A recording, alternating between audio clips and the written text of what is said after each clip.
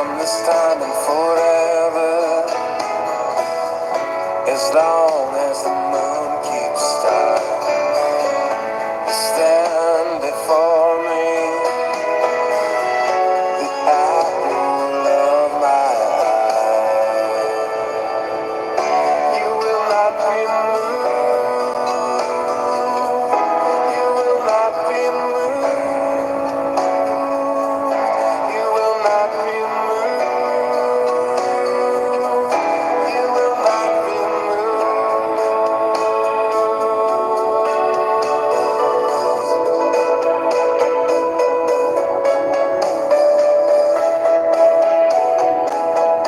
as the mountains surround Jerusalem, so Yahweh surrounds us. So His love enfolds us. So Yahweh indwells us. We cannot be moved. We cannot be moved. We cannot be moved. We will not be moved.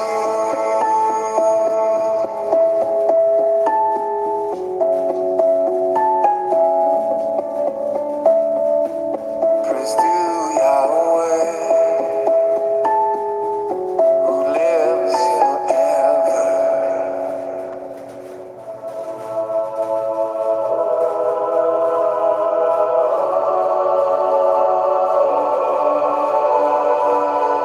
He cannot be moved. He cannot be moved. He cannot be moved. Those who trust in Yahweh are like Mount Zion. Those who trust in Yahweh are like Mount Zion. Trust in Yahweh. Trust in Yahweh. In Yahweh.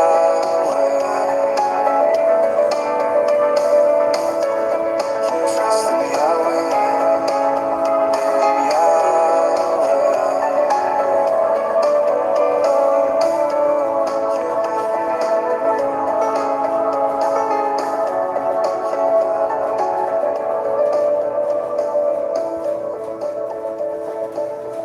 Shabbat Shalom, my beautiful people out there, my beautiful family. My name is Jason. I'm Caden. I'm Jaden.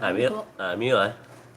And we are the Yahoo and the Torah channel. We are the people who believe that the laws of our Creator, the first 5 books of Scripture, are the proper doctrine for all of us for today, for tomorrow, and forever.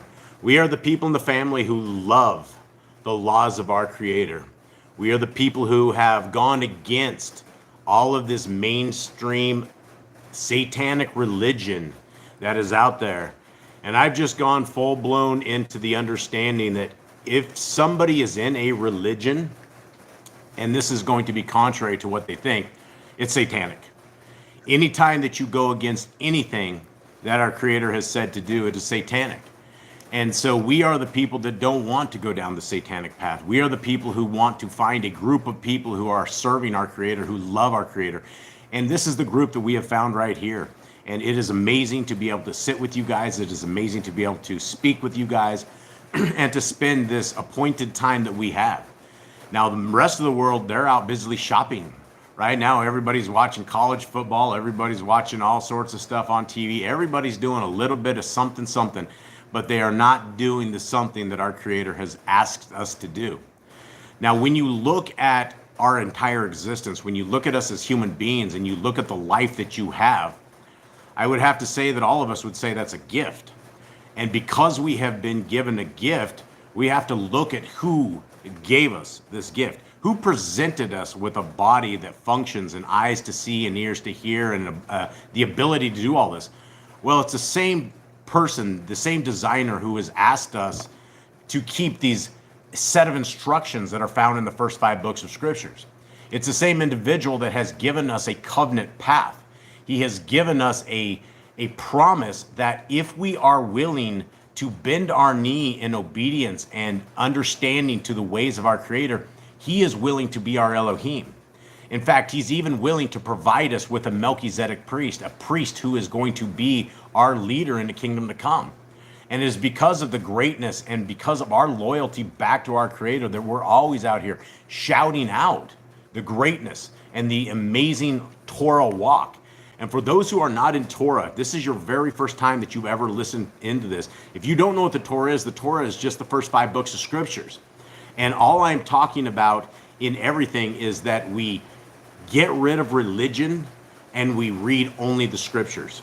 Because there's a zilch, there's nothing, it's kaboosh. Religion in of itself is completely taken over by the demons. And our Creator has never told us to become a Pentecostal. He never said go join the Mormons or go join the Catholics or go join some other satanic group that calls themselves people that love our Creator. Because you have all of the just deceivers out there. Billions of people that claim that they love our Creator, but yet they hate His ways. And when you say, hey, what about His laws? What about the things that we're supposed to keep for all generations? They will laugh at you, they will mock you, and they will scoff. And they think it's the funniest thing that you're keeping the laws of Moses. Who in the world would ever keep the laws of Moses? And when people come at you and they say, oh, you keep the laws of Moses? These are people that don't even understand they're not the laws of Moses. These are the laws of our Creator handed down to His personal guy that He put, and He delegated them to us. It doesn't really have anything to do with Moses at all, except Moses was the guy that was leading the tribes at the time and who got all of this information. So with that, everybody, good morning. Much love to you guys. Maybe good afternoon to all of you guys. It's kind of afternoon here, but much love from all of us to you. Cade, please open us up in prayer. Father, we thank You for this day, and we thank You for bringing us back together as a family. We thank You for Your Shabbat. We thank You for the words You have set out before us today, and we ask that You write these on our hearts, on our minds, on our souls. We ask that Your understanding is upon us, that we understand the words You have spoken to us today with full clarity, and that there will be no questions of what is in Your word today after we're done here. I ask that Your Shabbat, that is rest for everyone, that everyone gets a rest, a recharge, a relaxation with You today in the word, in the spirit. Thank You for all in His name. Amen. Okay, guys, we're about to read to you guys the Shema. And again, for those who do not know, this isn't out of the laws of Moses. This is a beautiful, beautiful verse. And it is a promise, and it is part of the entire covenant process. If you're looking at how to be loyal to your Creator, if you're looking at how to change your life, how to change your ways, how to seek the kingdom, how to advance the kingdom, then what you're about to hear today, these are very, very important words. Jaden. Hear, O Israel, Yahuwah Elohim, Yahuwah is one. And you shall love Yahuwah your Elohim with all your heart, and with all your being, and with all your might. And these words that I command you today shall be in your heart, and you shall impress them upon your children, and shall speak of them when you sit in your house, and when you walk by the way, when you lie down, and when you rise up. And you shall bind them as a sign on your hand, and they shall be as fronts between your eyes. And you shall write them on the doorposts of your house and on your gates. Okay, let's look at this, everyone. Let's take a look at what this means. What words are we talking about? Well, it says these words which I'm commanding you today, and we are in the book of Deuteronomy, which means that we have the entire Torah that are being commanded to us today. We have about 158 commandments that we can keep today, right now, as covenanted people. And the first thing that anybody who's coming out of the cult of Christianity is going to say is they're going to go, well, do you sacrifice animals? Because they have not read scriptures. They do not understand that our Messiah became a lot of things for us. One of the things He became for us was a priest. He became the qualified priest that we never did have. We had priests, but we always had priests that had to atone themselves for their sin before they could ever atone for the people of Yisrael. With our Messiah, Yahushua, there were no J's in Hebrew, so the man's name is not Jesus. And if you're looking at what Jesus means, it means son of Zeus. And we never ever had the letter J. It wasn't invented till the 1500s. And so when we are looking at the proper names of our Creator, His name is Yahuwah. And you can see it in Paleo Hebrew right here on the screen. And you can also see His son's name, which is Yahushua. And so what we are doing as a people is we are trying to attempt the very best way possible that we can seek the kingdom. And the kingdom, when you look at scriptures, when you look at what our Messiah says, our Messiah very clearly says in Matthew 7 that most don't make it. We have a little verse in there that talks about this gate, and it seems like a lot of people can make it through the gate. And then there's this wide path that leads to destruction, and most don't make the kingdom. But that is something opposite of what you hear in Christianity, because everybody makes the kingdom. Everybody's going to make the rapture bus. Everybody's going to make it. All you have to do is say, tell Jesus you're sorry and ask him to forgive your sins, and you can be off eating back to your pork chops. And that is literally what they will tell us in the Christian religion as they say lies that you can worship on a Sunday and that's the Lord's day, when nowhere in scriptures is there any kind of an understanding that we are to worship on the first day of the week instead of the seventh day of the week. And so here we are. Thank you very much for being a part of our reading on this. Miss Nicole, will you please greet our brothers and sisters? Yep. We have Candy and Ruby. We have Sarah. We have Heidi, Jerry and Dolly, Razul, Scott Freeman. I don't know if Larry's there, but if Larry's there. Larry's probably not there. Okay. But Scott Freeman, much love. I enjoyed talking to you. It is very, very good seeing my brothers in chains that are coming out of the chains and seeking Torah as they're out. So much love to you, Scott. Daniel, Genie Out of This World. I think I said Joanna. Regina, Scrolling Mama CA, Honeymoon Stitch, Brian, The Grand. And then we have somebody new, it's King G, so welcome to you. And then Curtis 7717. Okay. All right. So thank you guys very, very much. This is our family. We love you guys dearly. It is truly an opportunity to hang with you guys and to just read with you guys. We are not preachers. We're not anything special. We are people that have simply opened their scriptures and read the scriptures, and we love what we find in the scriptures so much that we want to read with you all, that we want to encourage you guys to read your scriptures. And for those anybody that have never read their scriptures before, if you are coming out of the cult of Christianity, if you're coming out of a cult of whatever it is you're coming out of, the very first place that we start is at the page 1.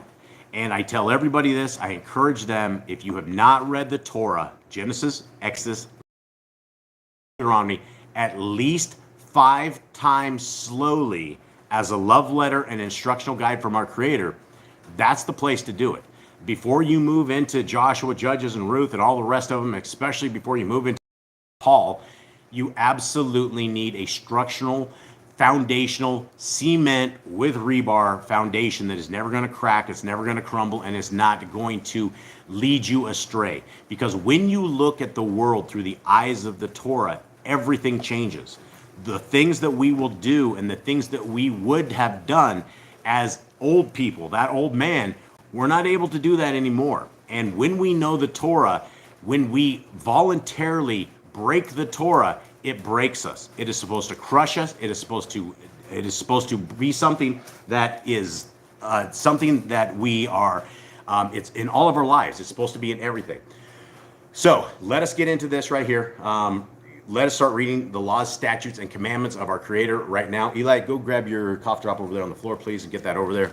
Thank you guys very much. Just dealing with some stuff right here. What we're going to read is we are reading these laws, statutes, and commandments.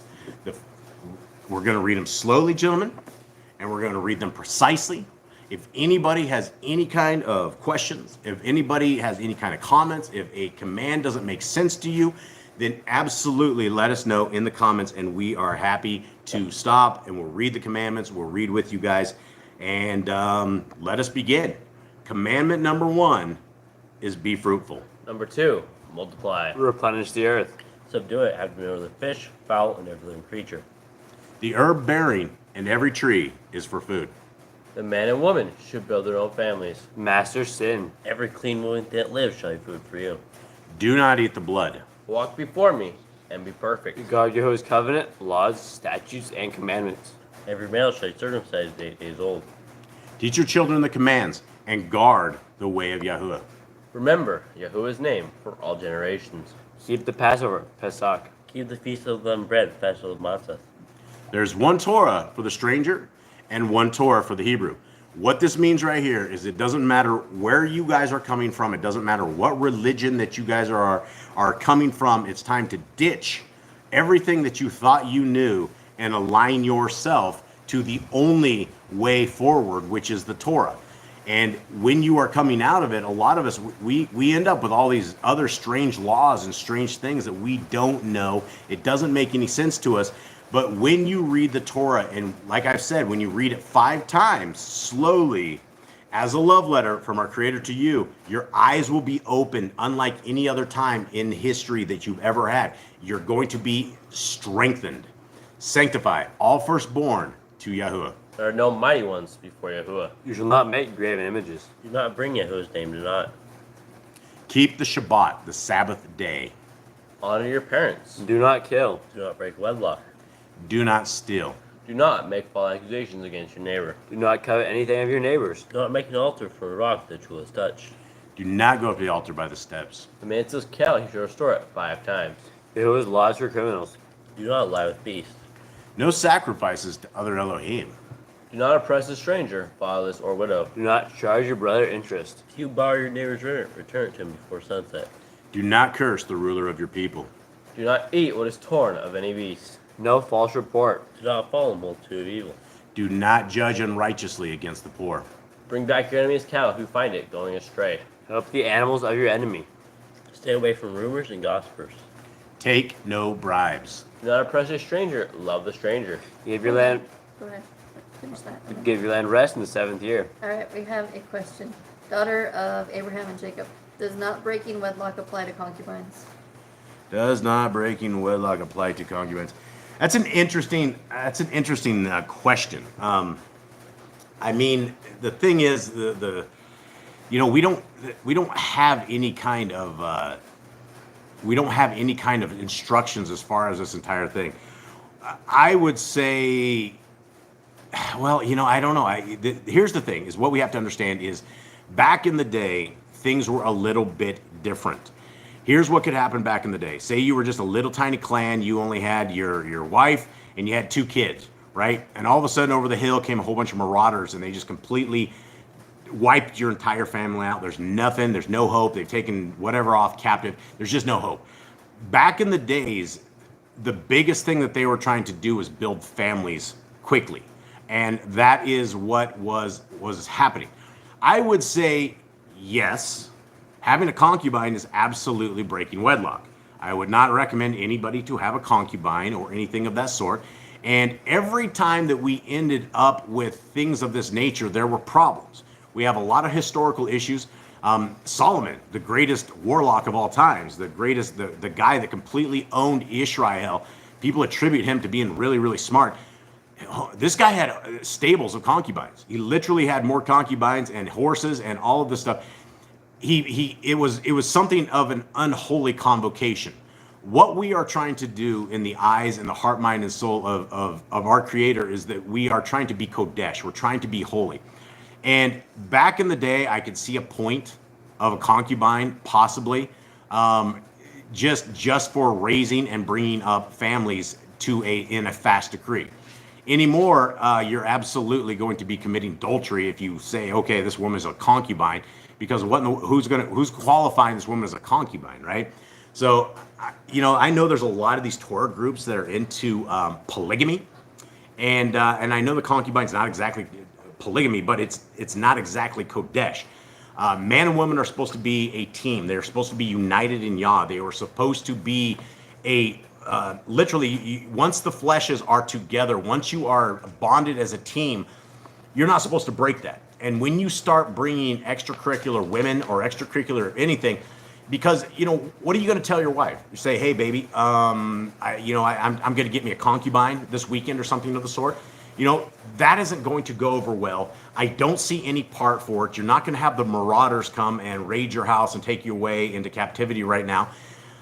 There was a time and there was a place for it. I would say yes, probably. You are absolutely, if you decide you're going to get a concubine, you're absolutely committing adultery. And I would strongly advise against anybody ever attempting to do anything of that. So hopefully that explains that. Anything else in that? I don't think so. Yeah, it's not a good idea. Multiple women in a marriage, that is not a good idea either. Again, it was all for a time and a purpose when they were having, like take Jacob, for example. He had a ton of kids under a whole bunch of different wives. And that entire scenario, everybody hated each other. The sisters hated each other, which is why we have commandments not to take your sister's sister for a wife, things of that nature. So it's not a good idea. Polygamy is not a good idea. I completely go against all of these Torah groups that are always into this stuff. It doesn't breed good families. It doesn't make strength. It's weird. It's not good. Okay. Brian says, Yahuwah gave Adam one helpmate, not two or three. Marriage, one woman and one man for life. Yeah, and that's it. And when you got, and I know a lot of you guys out there have struggled in relationships. Early on, 26, I've been with my wife for like 25, 26 years. There were struggles before that. And when you find a mate that is your mate, you hold on to them. And the thing was, we weren't in Torah at all. And so we accidentally made it into the Torah, and she went right with me. She was hooked right into it, along with it. There was no, I want to just stay, I want to be a pagan, I'm good being a pagan, I want to do the evil things where you're not. We've always been hooked at the hip. And that's the thing about the relationship, the way that our Creator has built man and woman, is it literally, when you find that right woman, you're nearly inseparable. Simply by death is the only way you're going to be separated by them. And it's meant to be, and it creates really, really strong families. So I will go with that. Same, Dalton, yeah, awesome. Jerry's same way, yeah. And that's the thing, a lot of people, their eyes wander, and they're like, the grass is greener on the other side of the fence. When these guys have forgotten to turn on the sprinklers on their side, right? They had the sprinklers. All they had to do was do a little bit of maintenance, a little bit of yard keeping, and then all of a sudden, when you start putting your head over the side of the fence, you're going to realize that grass on the other side comes with a whole bunch of demons. It comes with a whole bunch of problems, and it also comes with a whole bunch of Torah breaking. So not only are we destroying our spouses' hearts and souls and their trust and their loyalty in us, we're destroying what our Creator has set before us. And there's a reason that we have man and woman. There's a reason that it's not Adam and Steve. It's Adam and Eve, right? It's because man and woman was always what was supposed to be part of the group. And so anytime you try to bring other women into a marriage, I have friends that are into polygamy, and they tell me about their life, and I shake my head. I don't know what to say, because it's not against Torah for multiple wives, but it is something that does not breed success when it comes to devotion and it comes to family. And so once you have that mate, keep your eyes on them and love them and adore them and bring them into Yah's kingdom with you, and let that be the team of amazingness. Okay, let's continue. I'm reading off into things. Where are we at? Yeah, do not trade your wife for a younger one. Yeah, absolutely. It's really, really messed up. And like I was saying, is when you fall in love with this woman in their youth, my wife will always be the most beautiful woman that I've ever seen in my life, by far, to the end. And I say this with it's everything that I believe in. As we are getting older, she is always the apple of my eye. I love her, I adore her, and I refuse to look out at the rest of this world, because I can see the rest of this world. I can see nobody's in Torah. I can see everybody's cheating on everybody. It's like everybody has sex with everybody, and it's such a mess right now. I'm looking for loyalty. I'm looking for dedication. I'm looking for a lifetime mate, and that's what you will find when you give your mate loyalty. When you give them all of your devotion, all of your dedication, and for those that are struggling in marriage, light that fire again, kindle that fire up, and fall back in love with your mate and see if you can make it work. It's very important. Okay, continue on. Around do not oppress a stranger? Yeah. Yes, I think Right. so. Do not oppress a stranger, love the stranger. You'd really end rest in the 7th year. I don't know where we're at, guys. All right, Eli. No, I don't know where we're at here. Do not mention. Oh, there it is, right there. Okay. Do not mention any pagan names. Continue on, guys. Keep the feast of Yahuwah. Do not cook your goat in his mother's milk. Obey a messenger, Yahuwah stands for you. Do not bow down to other Elohim. Serve Yahuwah. Make no covenant with other Elohim or outsiders of the land. Do not make use of anointing oil on an old person. Do not make use of perfume on an old person. Do not eat the fat. Do what you say you're going to do. Return what is your neighbor's. Obey Yahuwah's dietary laws. Okay, let's talk about this real quick. Guys, obey Yahuwah's dietary laws. I get questions about this all the time. We had a guy on YouTube that was just, And this is the thing about coming out of these satanic cults. And that really makes people angry when I say that. I probably shouldn't say that. But I believe without a shadow of a doubt, I'm convinced at this point in my life that all of these religions are a satanic cult. But when you come out of it, you have these man-made doctrines. And one of them is all food has been made clean. Somebody asked me about that. We like your style, we like your channel, but didn't Jesus make all food clean? And the answer to that, quick answer is absolutely not. That doesn't exist in scriptures. That was by some wicked scribe out there that decided to put this in parentheses. And when you see these in these scriptures, you need to get rid of that scriptures. You need to get rid of the translation. This is one of the reasons that Yah Scriptures exists, is because I believe it is the greatest English translation that we've ever had, because you don't find this kind of stuff in there. So no, all food is. And if you want to know what food is, Leviticus 11 clearly tells us what food is. Pig is not food, lobster's not food, shrimp's not food, not food. I don't think you can eat camels, catfish, that's not food. Those are all things, and when you look at the stuff that's not food, these things are different, right? If you wanted to go eat like a vulture, these vultures are very disgusting things.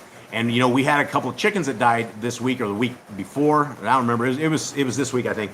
And one of my kids just tossed it right outside the jungle. He didn't even like move it very far. The problem is we have these sky pigs, and they come flying maybe in 50s, hundreds, and possibly thousands. When there is some sort of dead carcass or corpse, these things are in love, and heaven has been sent to them, because they all fly down there. And they will eat a cow completely. They'll shred a cow. The chicken was gone in just a few minutes. Those things are meant to eat the debris and the gunk that dies. You wouldn't want to go eat a vulture. You wouldn't want to go eat a pig. A pig sweats different. They have different kinds of glands. They are able to have all this different kind of bacteria that they live with and they coexist with, because they were built to be able to handle this kind of stuff. But when you go and you take all of these parasites and you're sitting there frying them up, and there's all these little strange things that you can do. I don't know if there's a hoax or not, but I know that people take like a piece of pork chop, and they put Coca-Cola on top of it, and they sit there and let that fester. And I've seen the videos, and I don't know if they're true or not, but the videos show the worms coming out of these things. That it is literally live worms coming out of it, which is why everyone's like, make sure you cook that meat really good. Well, you shouldn't have to do that, right? You shouldn't be at the risk of dying every time you eat a piece of bacon. And that's what you are. You're at a risk of dying. And so when our Creator has said, please don't do this, this is food and this isn't what food is. But then you'll have, how many billions of people that laugh at you, and they're like, oh, the pig is the great white meat. That's just great stuff. So it's bad. No, all food has not been made clean. All right, before you go on. All right. Curtis says, where to go? I lost it now.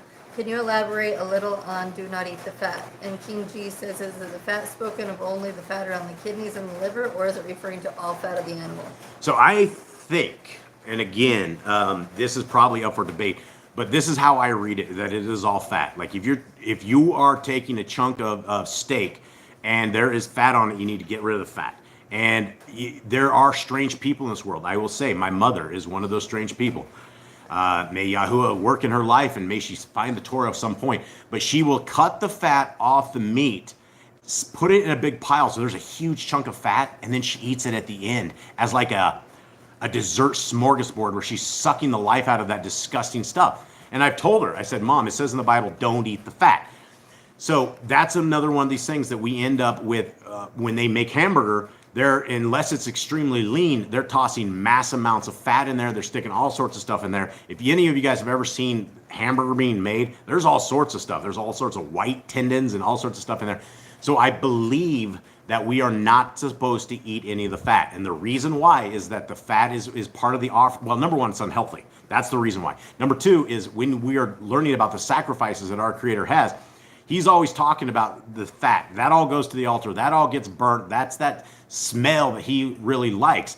And it's something that is unhealthy for us, right? If you think about the dietary guidelines of people and what is healthy and what is not, when you eat fat, how does that process? What does that do? Does that ever leave the system quite like the rest of the stuff? It is processed as protein.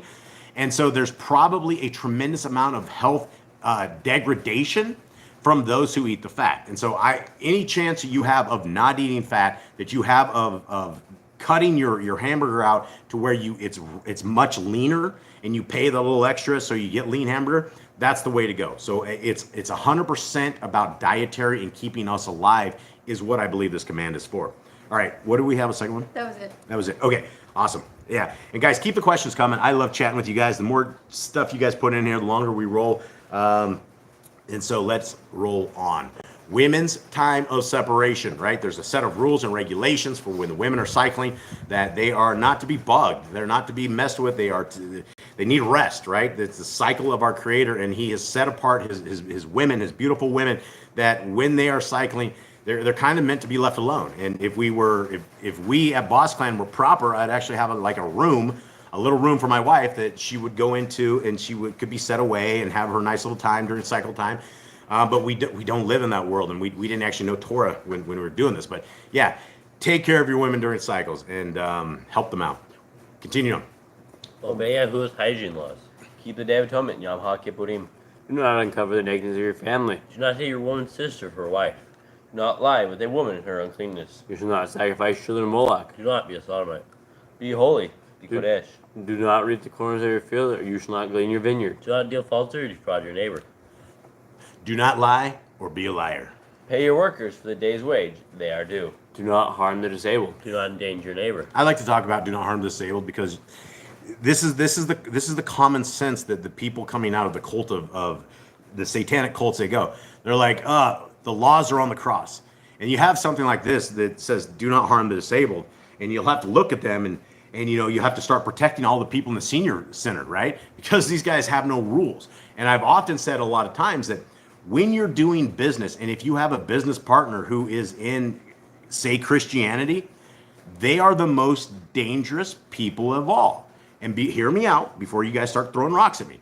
When you have a religion that has no moral laws, and they will say, hold on, Jason, we have the 10 commandments, but the 4th commandment is to obey the Sabbath day, which right out of the gate they don't. And so they're getting a 90% just off that set of commandments anyway. So all the commandments are good, and they're all good for all times. You can't pick and choose this, right? That's the problem. And Messiah talks about this in the book of Khalidi, that people, they hear the Torah, they will either ignore it, they will not process it, or they won't care. And so this is all part of the kingdom to come. When we're walking with the rest of us, if we all make it to the kingdom, which I hope we do, we will all be under these same rules and regulations. We're not going to go to the kingdom, and Messiah is not going to say, all right, now it's really on the cross. It's not going to be like that. We will have appointed times. We will have Passover. We will have Sukkot. We will have trumpets. We will have all of these days that we're supposed to have, and it'll be something that we're all going to be celebrating at another level. If you think that this Shabbat is good, wait till we get to the Shabbat on the kingdom to come. It's going to be amazing, hanging and chilling with all our people. Okay. Yehoshua HaMashiach is my savior wants to know, what does not sacrifice your children to Moloch mean?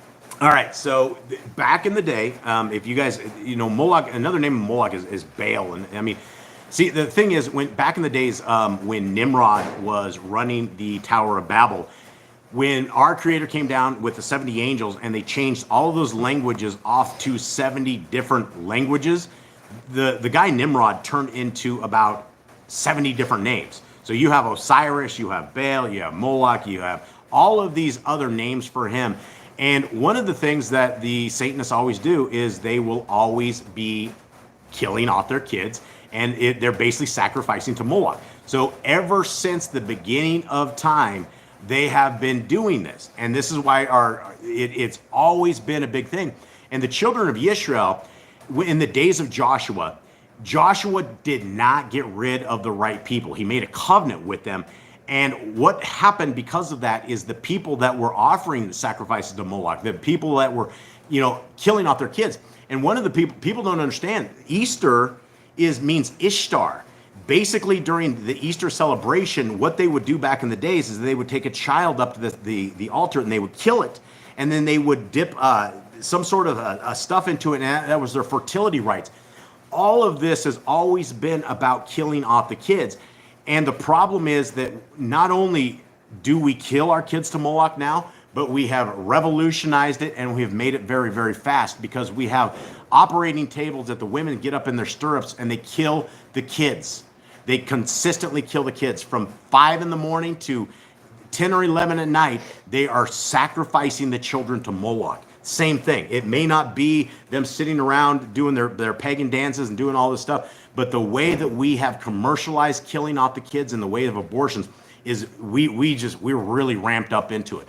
So the point is, number one, we love our kids, we raise our kids, and sacrificing your kids to Moloch, it's a really bad idea. So essentially the bottom line is they were just sacrificing their kids to other deities, and our Creator says, don't kill your kids to other deities. Not what he wants us to do. Okay, hopefully that answers that. Continue on. Where are we at? Anyone? I believe we're on don't endanger your neighbor. Okay, don't endanger your neighbor. Another one we shouldn't toss on the cross, right? Do not hate your brother. Or that one. Rebuke your neighbor for his sin. Love your neighbor as yourself. Do not diverse your cattle. Do not mingle your seed. Do not mingle linen and wool. Here's a big one right here, linen and wool, right? A lot of people don't know this, right? When you first start getting into Torah, you hear things like, don't mingle linen and wool. You're like, what in the world is this? And what this is you have two different fabrics that are resonating different frequencies that when you combine these two kinds of fabrics and put them on the human being, your body vibrates off the roof. You're probably not going to walk away with feeling a good time. That's why a lot of people will they will just stick in wool, or they just stick in linen, and linen is a healing property. It has linen is healing properties all over. Lots of people they love linen, but when you mix the two of these, it's unhealthy. It makes you sick. So the Christians will go, oh, let's toss that on the cross. Okay, so here we are. We're sick from pig. We're sick from beating our neighbors up, and now we're sick from mingling linen and wool. Okay, continuing on. Hold on, you have another question. What do we got? What about a husband not following Torah? Does a wife rebuke? Well, that's one of these things.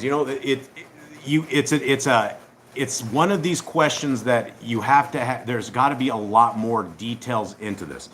Number one, a lot of people go right into Torah, and it's always crazy because it's usually not the spouses, right? It's usually one or the other that gets into the Torah, and right out of the gate you have unequaled yokes, and there's a lot of problems. My recommendation and what I would tell everybody is that the family that will stay together needs to be the family that is reading Torah together as a family every single day, every single night. That it's just not something you're not going to get somebody who's been brainwashed into the cult of Christianity. They're not just going to pop out of there. They have to find a reason to pop out of there. And women, you guys have an opportunity as women that you do have control of your husbands, right? The men will listen to their women most of the time. And it's not going to be something that's fast. It's going to be something that absolutely takes time. Rebuking your husband, it depends on what he's doing. I mean, if the guy's out like, prowls in the bars and stuff at midnight and, is having adultery, absolutely rebuke this guy. But I mean, if it's something that is, you guys are just starting to get into Torah and it's kind of foreign to everybody, give everybody some time, right? It's not going to be instantaneous. It's not going to be very quick. It's going to be something that takes work. But once you have that spouse interested, and we have a gal here that is in that same situation. Her husband wasn't into it at all, and then last week he was kind of into it. There was something that something that sparked his interest, and a lot of times that's what it is. And the more calm, the more patient, the more kind, and the more gentle that we are able to do is how the kingdom walkers are walking. And so the first thing is that we need to know Torah like the back of our hands. It doesn't matter if you're the wife, it doesn't matter if you're a man. Everybody needs to know the Torah very, very well so that we aren't being hypocritical, that we aren't walking contrary to it while we're telling people what to do. And this is why I always say, read the first 5 books 5 times slowly. You can do it in probably 3 or 4 months, making it through several times easily on that if you're dedicated to it. So I guess the example is I would say don't give up. I mean, there's obviously times to give up, but if you guys are brand new to this, see if you can get your hubby or wife to sit down and read scriptures every night. Just start in Genesis, read as a family, discuss it, spend that time, spend 45 minutes, and maybe something will change. And obviously keep in prayer, obviously stay with their creator, because the creator is all about families. He's all about unity. He's all about man and woman. And so this is in our best interest to survive in this kind of format. So, all right, let's continue on. Anyone? I think we were on. Do not lie with the taken woman. Yeah, do not lie with the taken woman. That's again, don't lie with the taken woman. Don't eat the fruit of the trees for 3 years. Do not practice sorcery. Do not round your beard or the corners of your head. Do not cut yourself for the dead. Do not get tattoos. Do not prostitute your daughter. Do not defile your temple. Do not consult a medium. Respect your elders. Have correct weights and measures. Do not walk in the manner of the nation. Keep the Feast of First Fruits, Shavuot, Omer Count, Pentecost. Keep the Feast of Trumpets, Yom Torah. Keep the Feast of Sukkot, Shemini Atzeret. If you blaspheme the name of Yahuwah, you shall be put to death. If you kill your neighbor's animal, you must give him another. Repay injury for injury. Honor the Yovel, Jubilee year. Confess your sins to Yahuwah and repay who you have trespassed against. The law of being a Nazir. Wear tzitzit on the four corners of your garments. The law of whoever touches a corpse. Follow Yahuwah's law of inheritance. Law of keeping your oath to Yahuwah. Do not add or take away from the word. Big one. I think we should all stop right here, because if there was a certain verse that could make a lot of difference in everything we know, this is it. Anytime that we don't know how we know what we know, usually it's called a tradition of men. It's something that we have been indoctrinated with. For the parents that have put their kids through Christian churches all their lives, we walk away with all sorts of things we don't know. We don't know why we know. We don't know why all food has been made clean, which it isn't. We don't know why we're worshiping on a day that is different than what the Sabbath says. We don't know why we're walking contrary to the scriptures. So when we are doing all that, everything I just mentioned is absolutely taking away from the word and adding to the word. When people tell you that Sunday is the Lord's day and that's the day to worship, they have just broken these two commandments right here, and they've taken away from the word and they've added to it. And these things are very important. That the Torah is not hard to figure out, guys. It's not a bunch of mystery. It's not a bunch of ciphers, and we don't have to sit here and figure it out. It's straight up. Don't add and don't take away from the word. Very, very important stuff. Okay, going on. One more question. One more question. All right. Can you explain the one that says, do not round your beard or the corners of your head? All right. One of my favorites here is a big bearded fella here. This is all pagan stuff, right? Back in the days, whenever things were happening, they would shave their eyebrows, shave their head, shave all sorts of stuff, and they were shaving it for the dead. They were rounding it up. And so our Creator wants us to either be clean-shaven or bearded. And I think more bearded is probably what his preference would be for men. And I know that's, again, contrary to what everybody says in the world, because you just don't see big old beards like all over the place. But we're not supposed to, I don't know how else to say it, Jim Staley sits there and he has a goatee. He trims all of it. He breaks commandments by decorating his face. When you are sitting here prepping and sprucing up as a dude, that's not what you're supposed to do. Let it grow or shave it completely off. That's what I get from this thing. And so if you're sitting there doing decor and doing stripes in the side of your face, that's probably what the pagans did as well. Nowadays, I guess people are like shaving like a little piece of their eyebrow off, and so there's like a line in their eyebrows. All these things, they're pagan. They're pagan origins. Our Creator wants us set apart. He does not want us looking like the pagans. When people see us, they should see a bearded dude with a set of tzitzits, and they should look at him with blue tzitzits, not white, and they should be able to ask him, take us to your Elohim. Tell us about your Elohim, because that is the example of what they should look like. So if you're just duding up, sprucing up, that's not what this is about. What about women cutting their hair? What about them? So Sarah says that she's been wondering about women cutting their hair. She's like, I'm missing it in my study. I've never seen it. Has anyone seen anything about women cutting their hair? I don't think there's anything in Paul's the it. only one who talks about anything. Yeah, Paul's the only one about the hair covering, but that's it. Oh yeah, well then that's Paul's stuff, because Paul got that out of Talmudic Judaism. Paul sits there and he says no women should talk in an assembly, right? Which all of a sudden, anyone talking in this chat, according to the words of Paul, you'd be kicked out. Where are we going to this? Oh, women cutting their hair. Yeah, so there's nothing in Torah. What I would advise is that we have another commandment that says don't let women look like men and don't let men look like women. So if you're like doing the I don't know, how do you probably say it, the bull dyke haircut, I don't even know, that's probably not proper. But if you're just zipping it down and trying to look like a man, that's breaking commandments, right? You're not supposed to do that. But I don't see anything anywhere in scriptures that it gives any kind of anything about the haircut or long or anything of the sort. I would just don't look like a dude.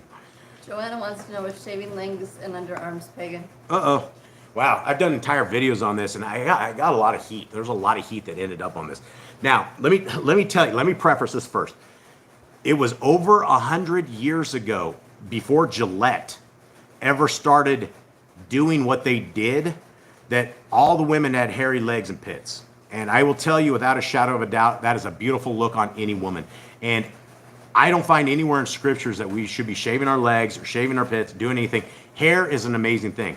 Now, let me tell you, I was sitting outside the other day, and I was just sitting in the yard, and this little bee came up, and it got stuck in my legs, my hair legs. And I'm sitting there watching him, and he's trying to mess with me, but he's stuck in like my hair on my legs. And I flipped him out, and I got rid of him, and I'm like, you know what? This is why we have hair. We have hair to protect ourselves. And down here in the jungles, one of the things is if you start shaving off all your hair, you have all these critters that crawl up on you. Your hair protects you from this. There is a reason that we have hair.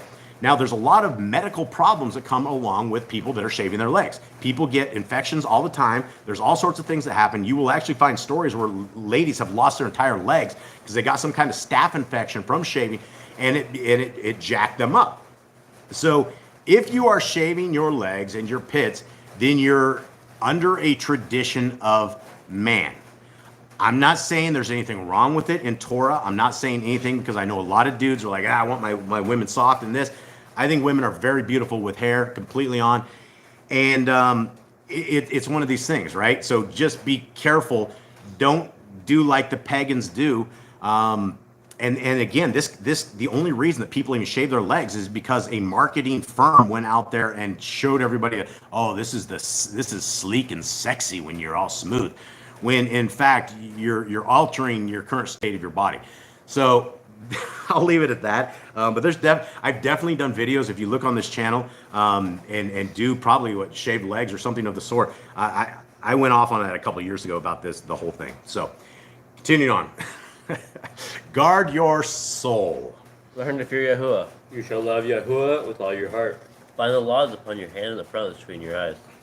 Write the Torah on your doorpost. Do not tempt Yahuwah. Do what is right and good in the sight of Yahuwah. Do not be afraid of your enemies. Remember Yahuwah. Circumcise your heart. Cleave to Yahuwah. It's important. Let's talk about this. What does it mean to cleave to Yahuwah? Guys, cleaving to Yahuwah means, number one, you're not going to put the laws of our Creator on the cross. That's the same thing as if you think you have a close relationship with your parents and everything they've said you ignore. Obviously, you have no respect for them. Obviously, you think they're fools because you don't do what they say to do. When you cleave to Yahuwah, number one, we are writing his laws on our heart, mind, and soul.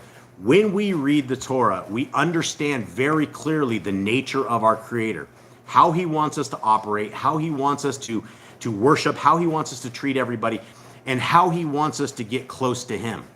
We get close to him by keeping his laws, statutes, and commandments, and by being in prayer. That's how we cleave to Yahuwah. We're not going to cleave to him by just really tossing the laws on the cross and doing what we want to do. That's the opposite of that. Continuing on. Swear by his name. Destroy graven images. Do not make an idol of Yahuwah as the pagans do to their Elohim. Rejoice in all Yahuwah has blessed you with. Do not do what is right in your own eyes. Do not hearken the words of false prophets. Do not make any baldness between your eyes for the dead. All right, I'm going back up to do not do what is right in your own eyes because my dear old mom, this is her commandment right here. She keeps Christmas, she keeps all these things because she wants to celebrate Jesus when she wants to celebrate it. Everything she does is she's doing it in her own eyes. She doesn't give a darn what the heck the Torah says. She doesn't care about these old words that were in the beginning of the book because she has Paul as her God. Paul taught her everything she needs to know. They have the Romans road to Christ, and that's all they need in the cult of Christianity. And again, if you're in Christianity, that is doing what is right in your own eyes. Saying all food has been made clean, enjoy that disgusting stuff, but you're doing what's right in your own eyes. And so there's a lot of things that we really need to get in check with and get aligned with our Creator. So we're not tempting him. We're not messing with him. We don't want to fall under his judgments There's a lot of things. So continue on. Do not hearken to the words of false Nebiim, prophets. Do not make any bonds between your eyes for the dead. And this goes on to right here, right? This is that goes to the cutting of the beards and shaving different things. These are all pagan things. And so back in the days when they came out of Egypt, they all came with all these pagan things. They were all making baldness between their eyes. They all probably came out shaved heads. They all probably came out totally different looking than what they looked 10 years later. And so these are all the commandments that they were told that should carry on for all generations, right? We're supposed to stay away from the pagans. We're supposed to not do what the world does. And if we're sitting there making baldness between our eyes for the dead, that's obviously not in scriptures. Continue on. You shall not eat any abominable thing. You shall give to a stranger a clean food that dies of itself, but you shall not eat of it. Give tithe your increase of seed year by year. The law is the end of the 7-year release. Do not borrow from the nations. Do not harden your heart, nor shut your hand from the poor. Guard month one of Yahuwah's calendar. 3 times a year all males shall hear for Yahuwah. You shall make judges and officers in all your gates. Do not plant Asherah poles near the altar. You want to see 2 or 3 witnesses. Harder than the prophet Yahuwah has chosen. The Nabai test of Deuteronomy. Do not remove your neighbor's property line. How to deal with a false witness among Torah keepers. First child's get double portions. All right, hold on. I got tails hitting the table, guys. Sorry. Okay. If your brother's cattle or clothes are lost and you find them, you must return them. A woman shall not wear what pertains to a man, nor a man wear what pertains to a woman. So this would be where I say, if you're like sitting there trying to shave off your head to look like a dude, or a dude's putting on a dress and wearing high heels, we're breaking commandments, right? So here we are. Continue on. If you find a bird's nest with the mother and the babies or eggs, take the babies, but not the mother. If you build a new house with a flat roof that is able to be lived on, you must put a railing around it. Do not be a prostitute. Do not use dirty money. The law of divorce. Do not take a person's millstone for a pledge. If you lend your brother, do not enter your task to get your payment. He has bring it to you. Return his clothing before sunset. That was his pledge. Do not oppress a hired servant that is poor and needy. Every man shall be put to death for his own sin. Do not go back to the forgotten sheep in the field. Hey, I like the one above. Every man shall be put to death for his own sin, because I do not want to die for my mother, because she is completely belligerent when it comes to the laws of our Creator. For her belligerency, I would not be happy at all. So these are great commands. Okay, continue on. Do not go back to the forgotten sheep in the field. Leave it for the stranger, fatherless, and widow. Do not muzzle your ox when you tread that grain. If your brother dies and has take his wife and the firstborn after your brother. At the end of 7 years, you are to read the Torah, the Feast of Kill, Feast of Tabernacles. All right, there we are.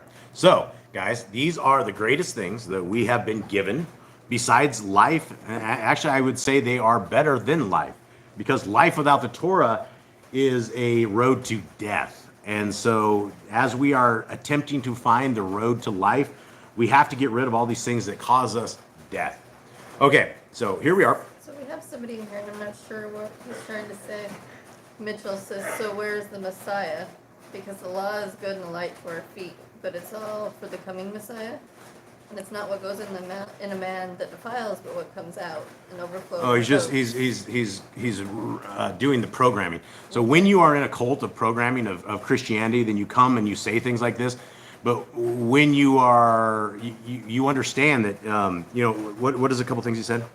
It's not, see, he's quoting that all food has been made clean, and he has never ever read that before.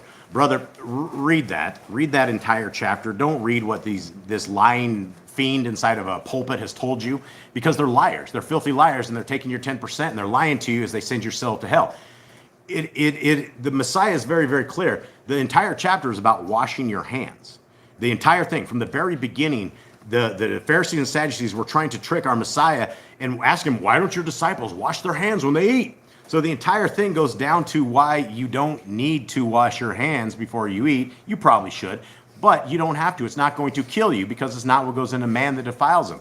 It's what comes out of their mouth.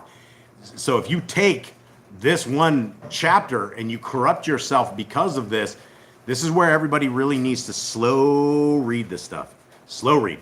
Okay. All right, let's continue on. Paul was not talking about washing hands. All food is not clean. Absolutely. Jeannie got it. Jeannie got it. Everybody in here gets this. So yeah, this is why hanging out with all of our brothers and sisters in here is amazing, because you guys get it, and this is amazing. Okay. King G, which I think her name was Cindy. She says, can you go back to the last one, the last commandment? Last commandment? All right, here. Last commandment was right here, is this. At the end of 7 years, you are to read the Torah at the Feast of Sukkot, Feast of Tabernacles. So that was the very last command. Jaden, take us through where we are at right now to get to where we are at with Numbers. So now we are in the days of Moses. Moses is quite old at this point. They've been in the desert for a long time. They have gone to war. They have fought the Egyptians on the way out. The Egyptians have drowned. They have lost most of their people. Their land is destroyed.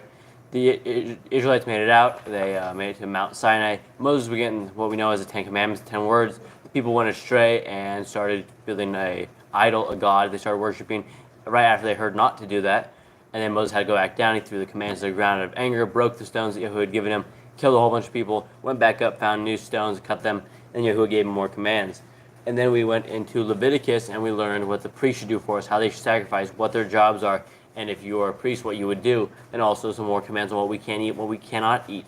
And now we're on the days of Numbers, where it is about numbers, about numbering the people, taking censuses, and knowing how many people were in the army at that time, and how many people from every single tribe. Right. Okay. And going up to Joanna, Joanna says, my mom kept all of us with long hair, my 6 sisters and myself. Absolutely. Good mama. I think long hair on a woman is absolutely beautiful. It is a gift from our Creator, and women wear it well. Okay. Numbers 4. And Yahuwah spoke to Moshe and to Aaron, saying, take a census of the sons of Kehath from among the children of Lewi, by their clans, by their father's house, from 30 years old and above, even to 50 years old, all who enter the service to do the work in the tent of appointment. This is the service of the sons of Kehath in the tent of appointment, the most Kodesh matters. At the breaking of camp, Aaron and his son shall come, and they shall take down the covering veil and cover the ark of the witness with it, and shall put on it a covering of fine leather, and spread over that in all blue wrapper, and shall insert its poles. Okay, anyone want to describe exactly what happened there? So this is like a little tarp on top of the Ark of the Covenant. This is like when they go and like move it, it's gonna have its own little covering. It's gonna have its own little tarp over the top. Yeah, it's got its own way that you take it down and you take care of this and you put the poles in it, not touching it. Okay, 7.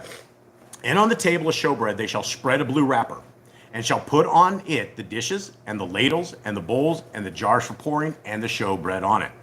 Now there's a common theme of colors that our Creator loves, and that's the reason that you guys have a big blue book, is because when we were reading through Torah over and over and over, it's very, very evident that there's a couple colors. And so inside the Yah Scriptures themselves, you have the 3 bookmarks that are Yah's colors. You also have the big blue book, which obviously Yah loves blue because he's always popping it on stuff. Continuing on. And they shall spread over them a scarlet wrapper, and cover the same with a covering of fine leather, and shall insert as poles.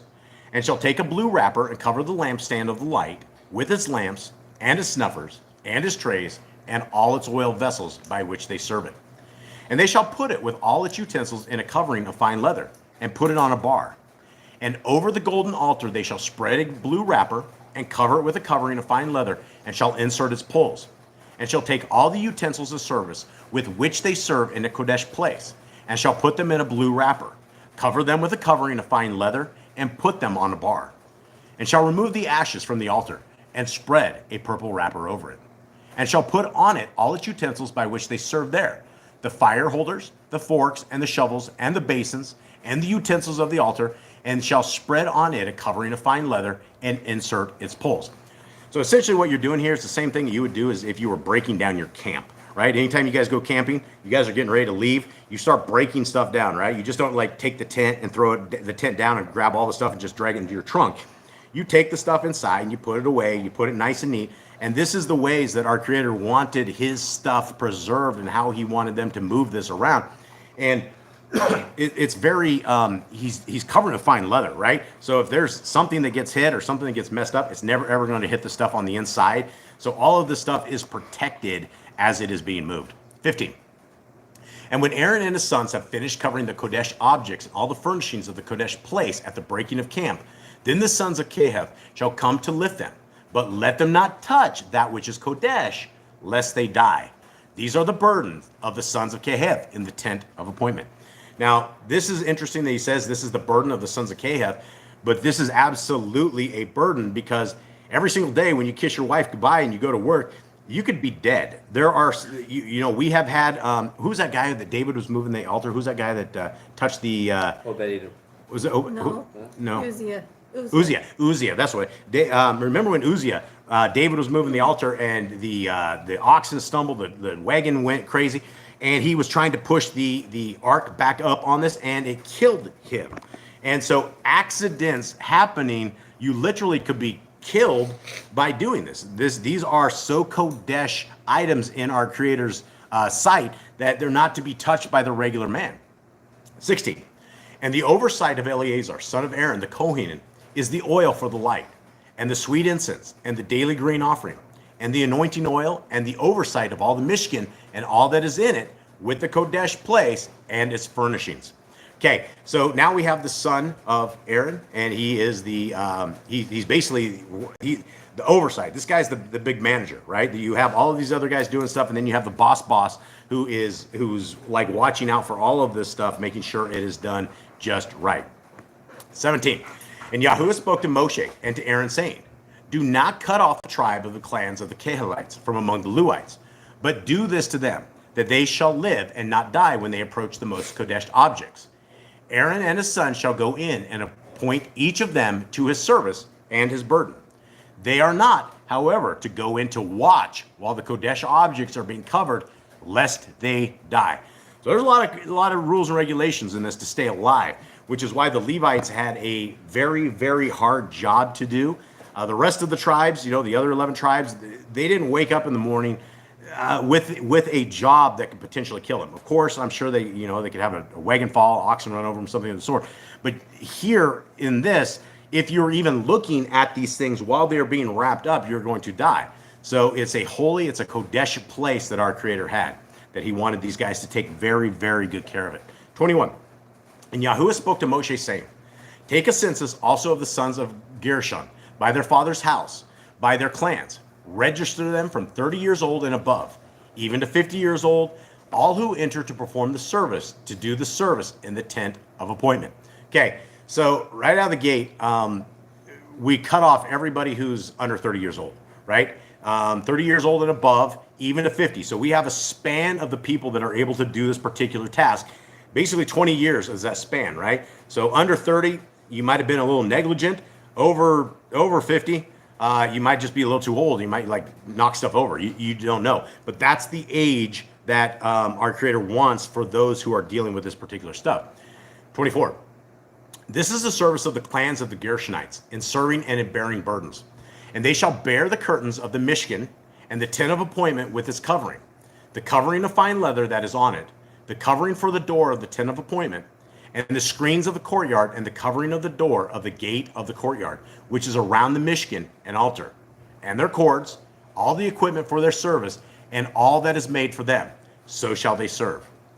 Aaron and his sons are to command all the service of the sons of the Gershonites, all their burden and all their service. And you shall appoint to them all the duty of their burden. This is the service of the clans of the sons of Gershon in the tent of appointment, and let their duties be under the hand of Ithamar, son of Aaron, the Kohen. As for the sons of Merari, register them by their clans and by their father's house. Register them from 30 years old and above, even to 50 years old, all who enter the service to do the work of the tent of appointment. And this is the duty of their burden, according to all their service for the tent of appointment, the boards of the Mishkan, and its bars, and its columns, and its sockets, and the columns around the courtyard with their sockets and their pegs and their cords, with all their equipment and all their service, and assign by name the equipment of the duty of their burden. So it went from the stuff inside to the actual tent. Now we're taking what the building stuff is of this, and everybody had a job. Everybody had a thing to do, and these guys were all working together as a big set of ants, big ant people. Okay, 34.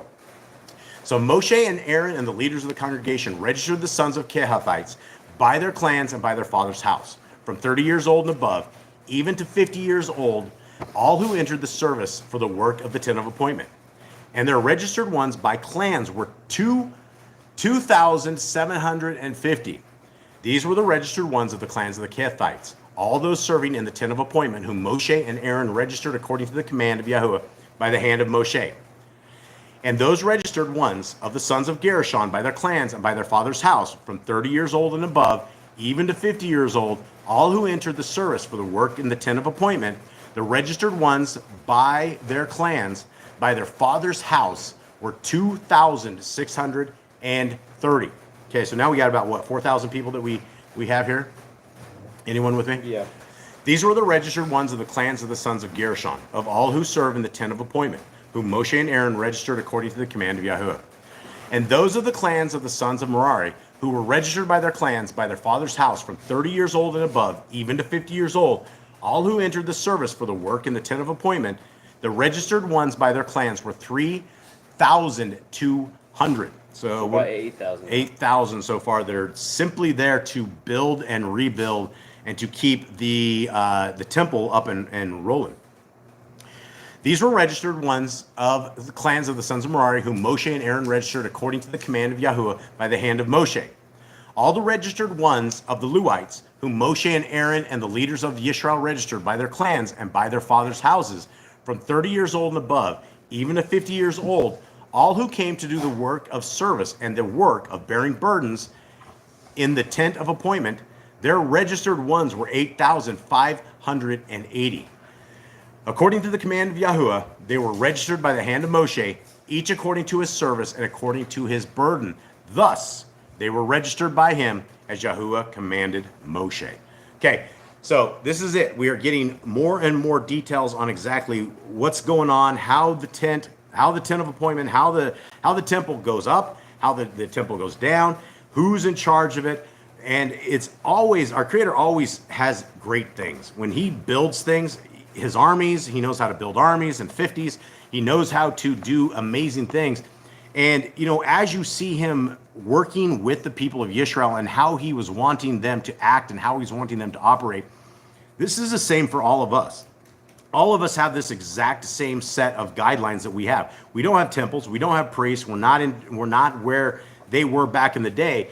But what we've been told in scriptures is that these laws are for all generations, forever and ever and ever and ever and ever. And then after that, forever, one more or two, right? It's forever. So when you say that there are no laws, or that these laws mean nothing to you, they have no value to you, and that you just want to put them on the cross, that's satanic. That's not what you would want to do. That's not how to make the kingdom. That is not, Scripture says you will be said, depart from me, from our Messiah, as we get into this. Okay. All right. Let us get into our next part, which is Mark 3. Anybody, give me a breakdown of where we are at. So we had Yehoshua, who met John the Baptist in the first chapter. He went out and he's finding his people. He's ministering. He's already starting off. It's very, very quick chapters with Mark. We get not a lot of details we do with Matthew, but we know from Matthew what he did was the more detailed stuff was. So now we're knowing that he's doing healing people. People went through a roof to get them healed, and Yehoshua is for doing forgiveness of sins. He forgave people for their sins, and it upset the Pharisees. The Pharisees, he's trying to deal with Yehoshua. They're trying to kick him out. They're trying to find a way to entrap him with his words, but it's impossible because Yehoshua, well, he's smarter than them. Yeah, he's absolutely way smart.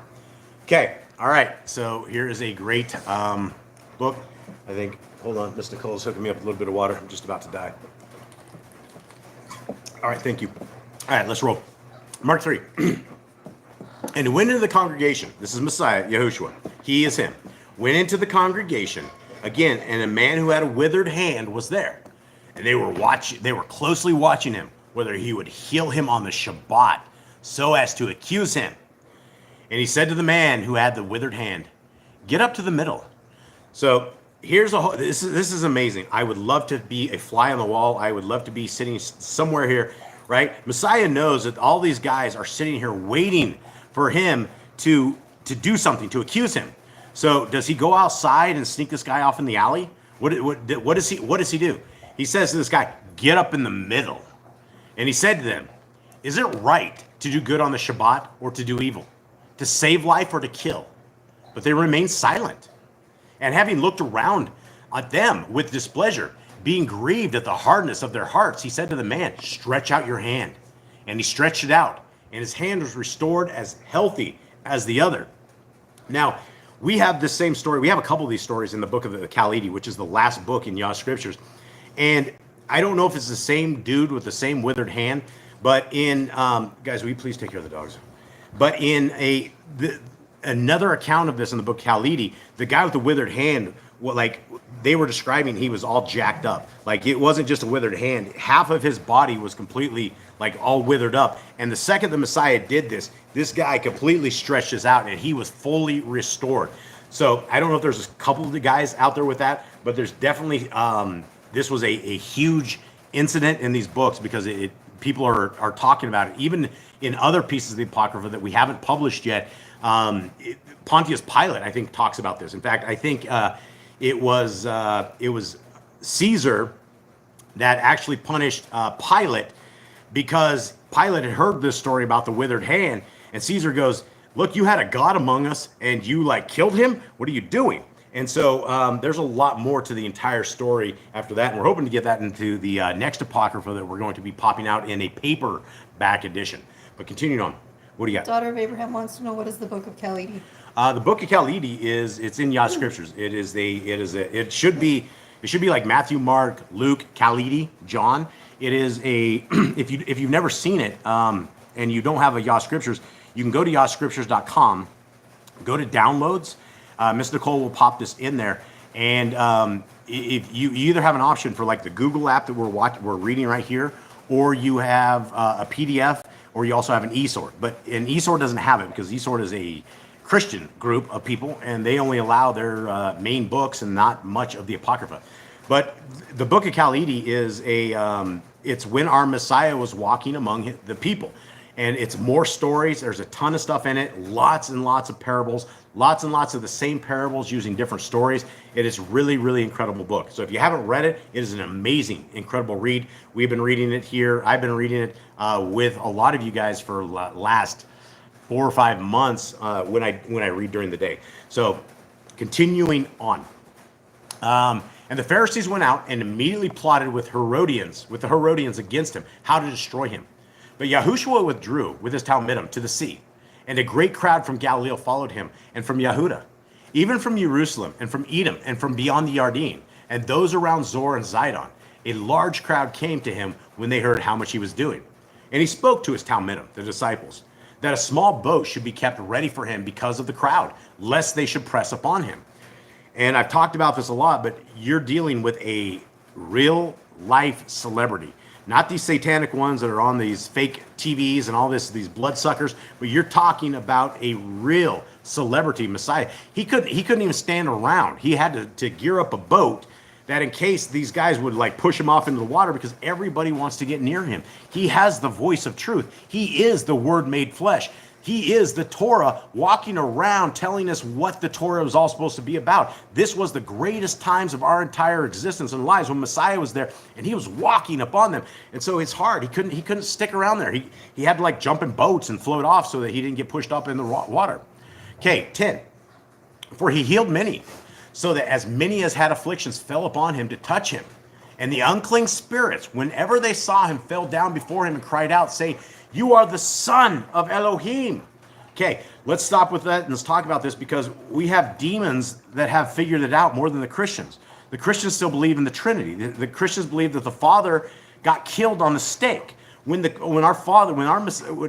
Messiah, his Son, died on the stake. It is a Father and it is a Son combo. That is the thing. When you see Scripture that says our Messiah is sitting on the right hand of his Father, that's what it is. If the Trinity is a bust, and you even have demons right here, and they're sitting here saying, "You are the Ben, you are the Son of Elohim."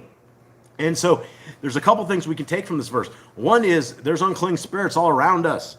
Like all of us are afflicted day in and day out, and this is why we need to be in Torah and why we need to be in prayer, because Messiah was always going around beating up the demons. They were always succumb to him. He was always putting them into the bunch of pigs, and they're all drowning the pigs. So we have to be aware that there is spiritual forces that are trying to take us for the bad, which is why we have spiritual forces and messengers that I believe are assigned to every single one of us that have probably defended us way more than any of us would ever know. There's probably been so many horrible, horrible things that would have happened, And our Creator did not let that happen. The angels, whatever it is, there's messengers out there. So we're not just stuck with a whole bunch of demons. We have the forces and the soldiers of the kingdom that are also with us. 12. And Messiah's talking to the demons. But he warned them many times that they should not make him known. And he went up on the mountain and called to him whom he wanted. And they came to him. And he appointed 12 to be with him, and to be sent out to proclaim, and to possess authority, to heal sickness, and to cast out demons. And he appointed the 12, Shimon, to whom he added the name Kepha. Okay, so for those who do not know, Shimon is who, fellas? Is Peter. Peter. That's it. Where did we get the word Peter? We do not know. They Englishised the name. We don't know where they came up with Jesus. We don't know if they came up with Paul. There would have been no guy named Paul. It would have been his name. All these names, this is why Yah Scriptures has probably the greatest English translation, because they're correct.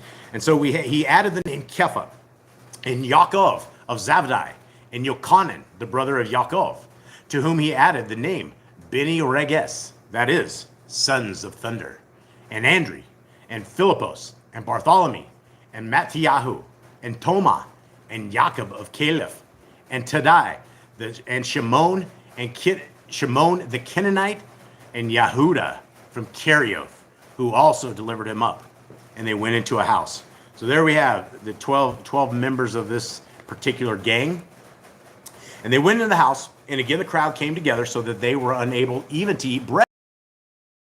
The amazingness of our Creator's Son, he can't even walk among the people. He's so famous. This is one famous dude. So they couldn't even eat because everybody's thronging around him. 21. And when his relatives heard about this, they went out to seize him, for they said, he is out of his mind. And the down from Jerusalem said, he has Beelzebul, and he casts out demons by the ruler of the demons. Okay, let's talk about the very first thing, because there's a lot of this you don't really get from the book of Mark. This is why you actually need the book of Khalidi as well, because it says right here, and his relatives heard about this, they were out to seize him. Just having that, you would not actually understand what's this talking about, right? Because the part of it says, they said he is out of his mind. Now, the thing is, when you read the book of Khalidi, you will find out that Messiah was around a lot of people, and as he was growing up, they thought he was very troubled. They thought there were some problems with him. And even when he got older, they thought there was something really wrong with him because he was not like everybody else. And so this little part on 21, you wouldn't get unless you actually read the Apocrypha. But his family literally said, yeah, he's out of his mind. And then continuing on, you have these guys, these guys, and they're saying he's casting out demons by Beelzebul, right? And this is Messiah very much addresses this in the book of Khalidi as well as here. 23. And calling them near, he said to them in parables, how is Satan able to cast out Satan? And if a rain is divided against itself, that rain is unable to stand. Okay, Messiah gives us very, very good instructions. A lot of this makes obviously sense, right? A rain divided itself cannot stand. But I would also like to add that a family divided against itself is very hard to stably stand. And this is why the best place that any family can possibly be is in Torah. If you can get a family into Torah, that it is not divided against itself and that it is fighting for the kingdom to come instead of fighting against itself, that's the way we want to stand. 25, and if a house is divided against itself, that house is unable to stand. And if Satan has risen up against himself and is divided, he is unable to stand, but has an end. Guys, what is he talking about here? What does this mean?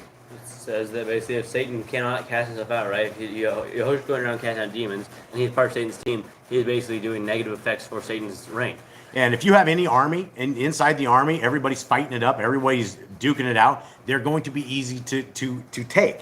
You have to be standing for something, and that's the thing is most people don't know what to stand for.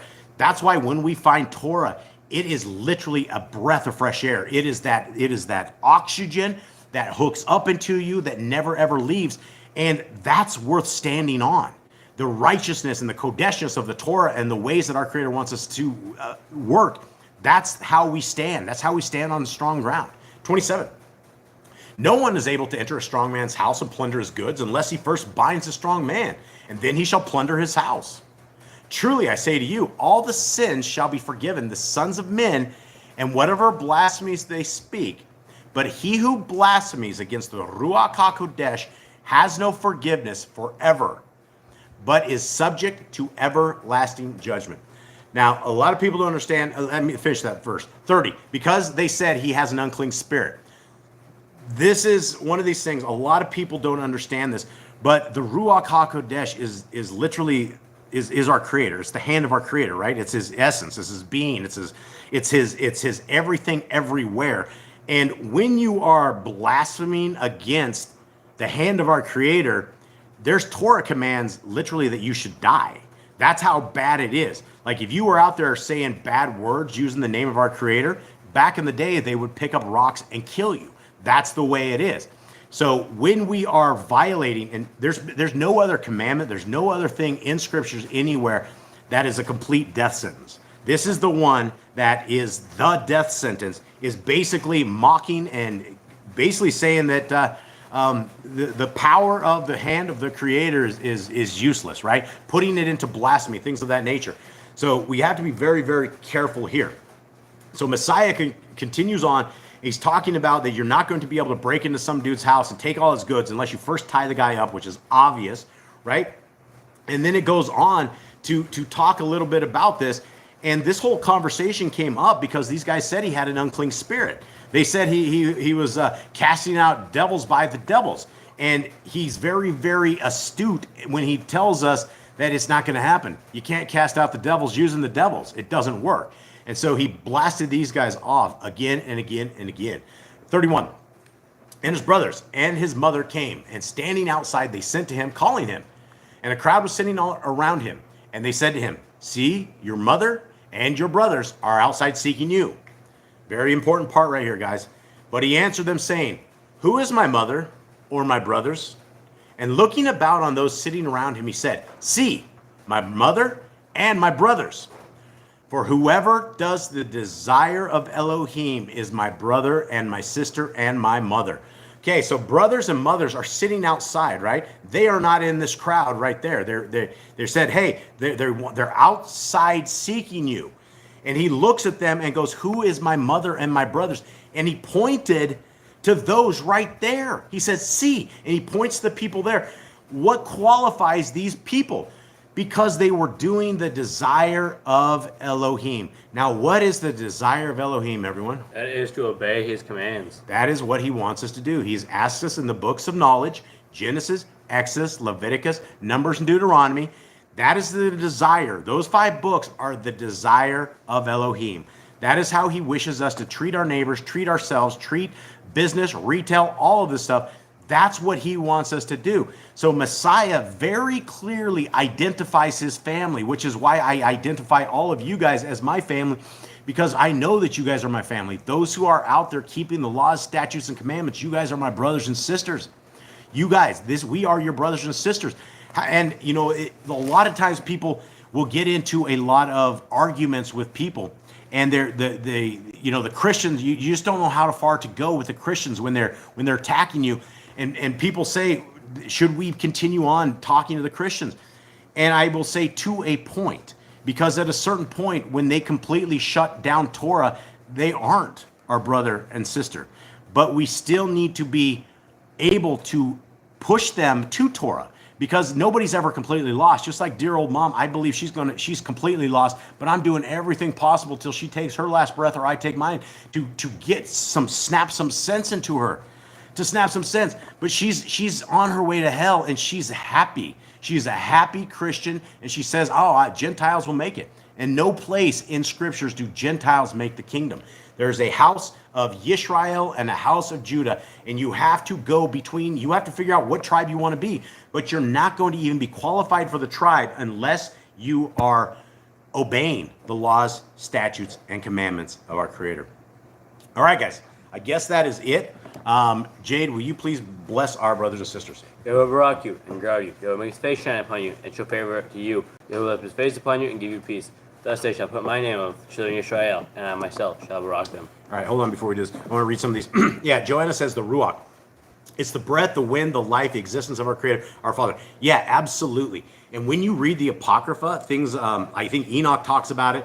There's a lot of different things about how when our Creator was forming the earth, it's His Spirit. It's Him that's doing this. This is the Ruach.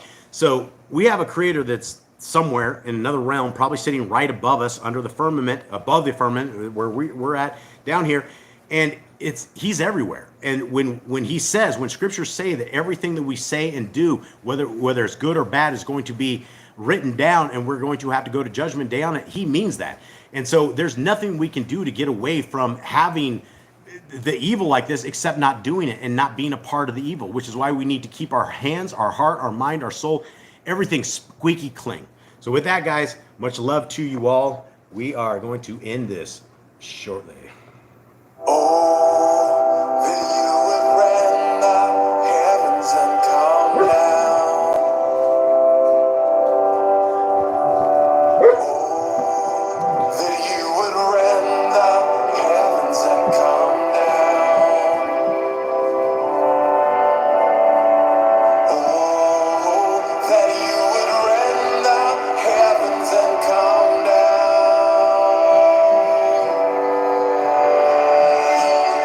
Let the mountains shake, let the earth be moved, let the nations may tremble at your presence. Let your fire burn, let the waters boil, let your name be known to this generation, and come down.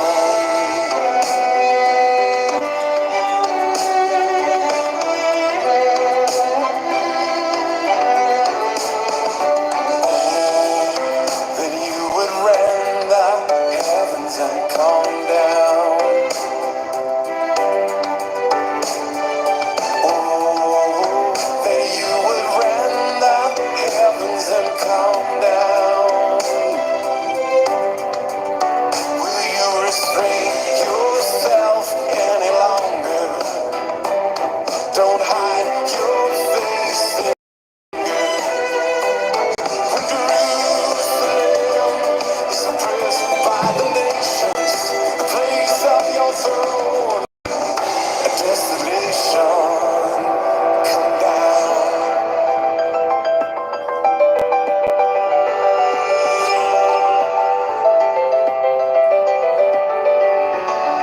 Oh, that you would rend the heavens and come down. Oh, that you would rend the heavens and come down. There will be thunder in Jerusalem. Like a lion you will roar. Peter angry for the sake of Zion, and all the nations they will know when you come down. You come down.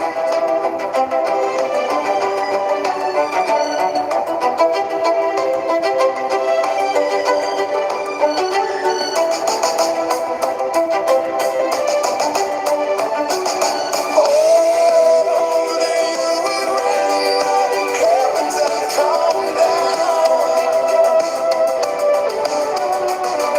Oh, that you would rend the heavens and come down. Oh, come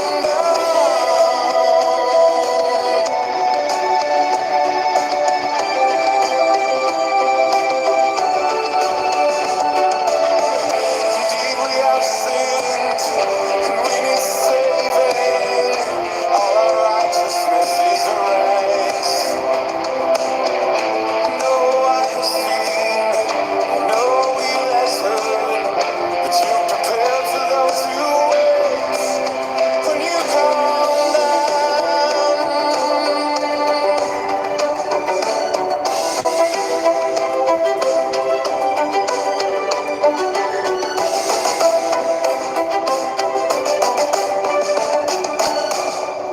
All right, everybody, may Yahweh bless you and keep you. May His light forever shine on you. May His grace forever be in your life. May Messiah Yahushua always be our King and be our ruler of the kingdom to come. And may we all high five each other in the kingdom to come. Much love. Shabbat shalom, everyone. Shabbat shalom. Shalom.